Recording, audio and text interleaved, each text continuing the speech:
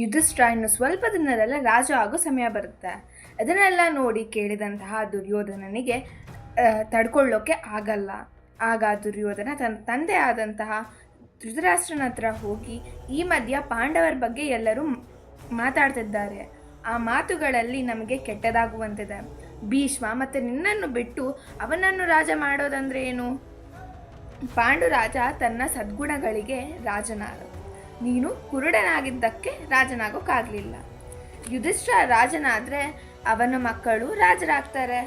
ನಾವು ನಮ್ಮ ಮಕ್ಕಳು ಮೊಮ್ಮಕ್ಕಳ ಸೇವೆ ನಾವು ರಾಜ ಆಗಬೇಕಂದ್ರೆ ಆ ಪಾಂಡವರನ್ನು ವರನಾತಿಪುರಕ್ಕೆ ಕಳಿಸಬೇಕು ಅಂತ ಹೇಳ್ತಾನೆ. ಅದಕ್ಕೆ ಧೃತರಾಷ್ಟ್ರ, ನನ್ನ ತಮ್ಮ ಪಾಂಡುರಾಜ ಯಾವಾಗಲೂ ಧರ್ಮದ ಕಡೆನೇ ನಿಂತಿದ್ದಾನೆ, ನನ್ನನ್ನು ಕೂಡ ತುಂಬ ಚೆನ್ನಾಗಿ ನೋಡ್ಕೊಂಡಿದ್ದಾನೆ, ಅವನ ಕುಟುಂಬವನ್ನು ರಾಜ್ಯಕ್ಕೆ ದೂರ ಹೇಗೆ ಕಳಿಸೋದು ಅಂತ ಕೇಳ್ತಾನೆ. ಅದಕ್ಕೆ ದುರ್ಯೋಧನ, ಸ್ವಲ್ಪ ದಿನ ಮಾತ್ರ ಈ ರಾಜ್ಯ ನನ್ನ ಅಧೀನದಲ್ಲಿ ಬಂದ ತಕ್ಷಣ ಮತ್ತೆ ಅವರನ್ನು ಕರೆಸ್ಕೊಳ್ಳೋಣ ಅಂತ ಹೇಳ್ತಾನೆ.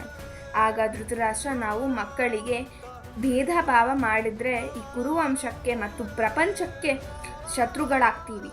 ಅದಕ್ಕೆ ದುರ್ಯೋಧನ, ಭೀಷ್ಮ ಯಾವಾಗಲೂ ಮಧ್ಯವರ್ತಿ, ದ್ರೋಣಾಚಾರ್ಯರ ಮಗ ಅಶ್ವತ್ಥಾಮ ನನ್ನ ಕಡೆ ಇರ್ತಾನೆ, ಸೊ ಮಗ ಎಲ್ಲಿರ್ತಾನೋ ತಂದೆ ಕೂಡ ಆ ಸೈಡೇ ಇರ್ತಾನೆ.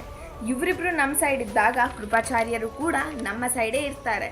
ನೀನು ಚಿಂತೆ ಮಾಡದೆ ಕುಂತಿ ಮತ್ತು ಪಾಂಡವರನ್ನು ವರನಾವತಿಪುರಕ್ಕೆ ಹೇಗೆ ಕಳಿಸ್ಬೇಕು ಅಂತ ಅರೇಂಜ್ ಮಾಡು.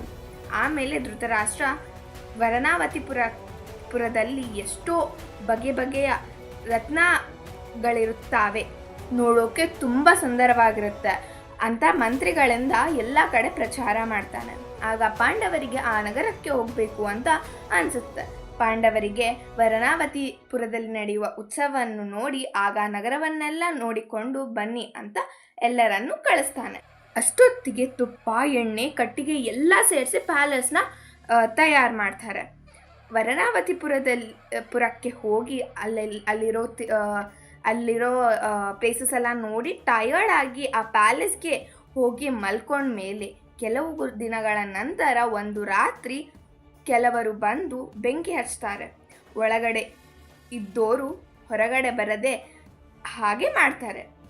ಪಾಂಡವರಿಗೆ ಏನಾಯ್ತು? ಈಗ ಆ ಪ್ಯಾಲೇಸ್ ಅಲ್ಲಿ ಕುಂತಿಗೆ ಹಾಗೂ 5 ಜನ ಪಾಂಡವರು ಬೆಂಕಿಯಲ್ಲಿ ಸುಟ್ಟೋಗ್ತಾರಾ? ಏನಾಗುತ್ತೆ?